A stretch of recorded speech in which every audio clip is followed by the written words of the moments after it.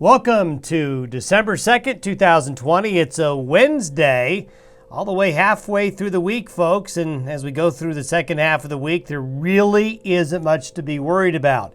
Chilly weather will continue for a few days. It's going to be extremely quiet. The storm system that brought a little bit of snow to the region yesterday and some parts of the area today is going to be all gone by tomorrow.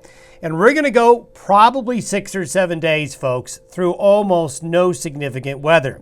Now, we're still expecting a pattern change late next week and beyond, and we'll give you a La Nina update. Here we are today. This is the upper level low that has formed. It came out of central Canada right here and has dropped south. It'll spin around New Mexico, the Panhandles, and across southern Colorado. There's going to be a little bit of snow in this area today, but it's not going to amount to much, but a little bit of it. It will be a system that will actually split with one piece going this way, another piece going that way. And this is going to allow high pressure to build in from the Pacific Northwest and into the Rockies. This is the precipitation over the next 3.5 days, basically through Saturday. All of this moisture here happens today. This was some flurry activity that happened last night and early this morning. Down here is where we're going to see a little bit of action. But after that, look at the rest of the West. There's just nothing going on for the rest of the week and through the weekend. And you can see why. This is for Saturday afternoon. High pressure ridge building across the central Rockies. Here's what was left of that low, breaking into two pieces and moving away and headed this way. Although this guy is going to maybe meander down in Old Mexico into Southern California. But this guy here is just really not going to produce much weather. This right here is the dominant feature for the weekend and into early next week. Now here is the weather pattern change. We're going to go from high pressure over the Rockies and low pressure in the Gulf of Alaska. By the end of next week, that low pressure starts to come into the Pacific Northwest and Rockies. We start to see this low up here in the Gulf of Alaska, more of a retreat to the west, which allows that Gulf of Alaska ridge to build. And what that should do is set into motion storms coming over that ridge through the western United States like this. And again, we're going to continue to say around or after that 10th of December is when things start to get going again.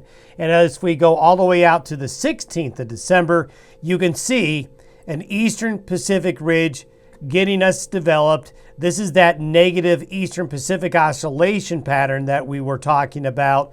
We're also seeing a negative Arctic oscillation developing up here. So we're still expecting after the 10th of December, the weather to change. But folks, for a good 6 or 7 days here, there's just going to be nothing going on that will be major. It's going to be a very quiet stretch of December weather.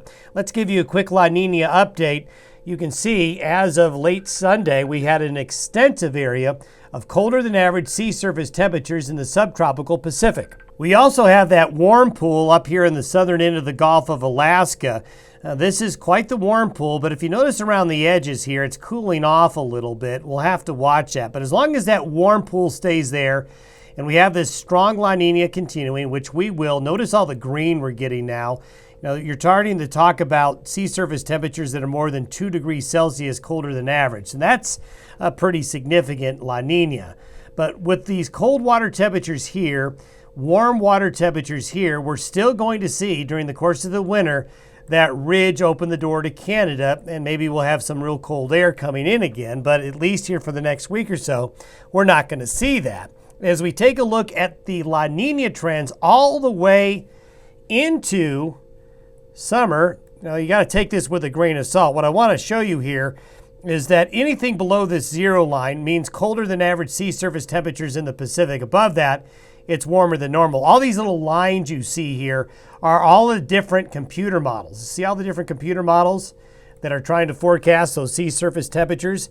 Well, these are all these lines showing that basically all the way into March, April, and May here, the average of all the models is this green line right here. If you were to average all the computer models, that green line stays in La Nina territory all the way into June, July, and August. Now notice the sea surface temperatures do rise close to the neutral category, but they stay very cold. In fact, some of these models right here, this is getting to the quite strong La Nina range if you're down here as we get into January, February, and March. So with the solar minimum just happening and the historical tendency to have strong La Ninas at the ends of solar minimums, odds are that this La Nina is going to go deep into the first at least 4 to 5 months of 2021 and maybe longer than that. Thanks for listening and watching the Day Weather Podcast. Have a great Wednesday. Talk to you on Thursday.